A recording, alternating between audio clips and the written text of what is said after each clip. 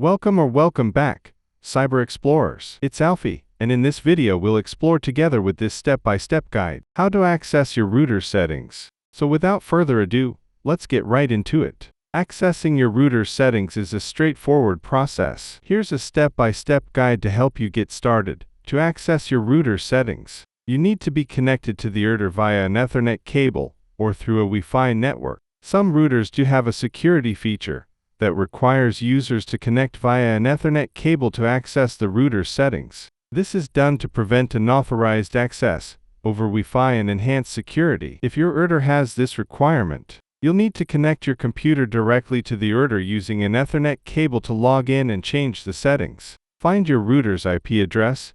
Usually you can find the IP address of your router, along with the default username and password, on a sticker on the router itself, or in the router manual, often something like 192.168.1.1, 192.168.0.1, or 192.168.1.254, and sometimes a URL. You can also find the IP address of your router in Windows and Linux systems, etc. Our videos on how to find the IP address of your router in Windows and Linux systems might help you. The links are in the description below. Connect to your router.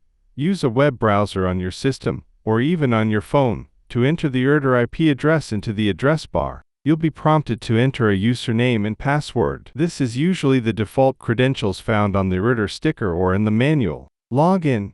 If you can't log in, try the default username and password, often admin for both. If that doesn't work, check the router sticker or manual. In some cases, if you still can't access it, you may need to call your internet service provider and ask for the username and password for your router. Change settings. Once logged in, you can change your Wi-Fi network name, password, security settings, and other options. And that's it for today. If you found this video helpful, please give it a thumbs up, consider subscribing, and don't forget to activate the notification bell so you won't miss out on any new uploads. Thank you for watching. Until next time, see you later.